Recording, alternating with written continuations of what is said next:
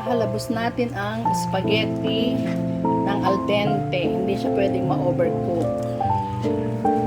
Mga around 8 to 9 minutes lang. I-prito muna natin ang mani. Magluluto tayo ng Charlie Chan. At ito ang ating mga ingredients. Chicken breast, sauce. Ang sauce na to ay may chasiu sauce, likumki, oyster sauce, sesame oil, soy sauce, sugar, and peanut butter. Ito naman ang nakalimutan kong pangalan, kuchay leaves. Ito naman ay ano nga to, Rose? Mushroom.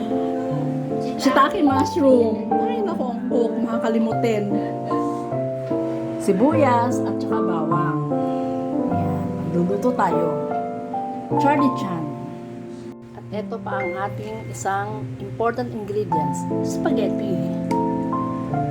Kaya halbos natin ng al dente. Ito na yung ating pinritong mani. Prito kasi niluto in oil, di ba? At not adobo. Magigisa na tayo. Unahin natin ang bawang.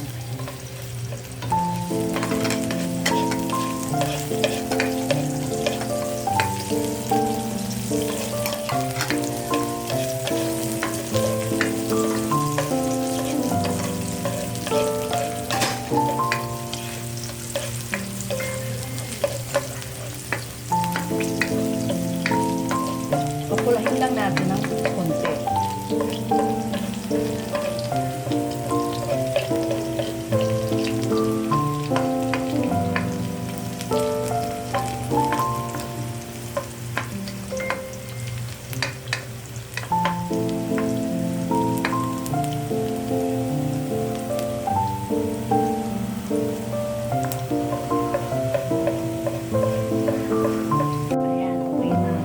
Medyo namumula na. Sunod natin ang sibuyas. Iniwa ko ng maliliit ang sibuyas.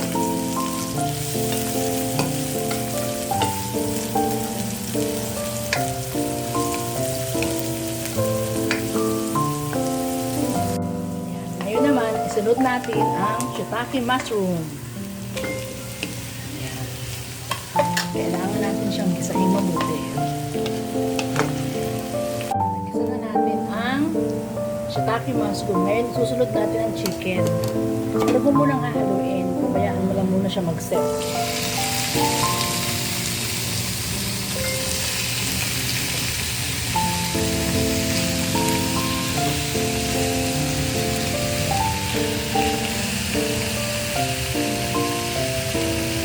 Gigisahin natin mabuti ang chicken.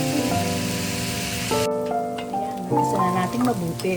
So, ilalagay naman natin ngayon itong chasiu sauce. Ayan.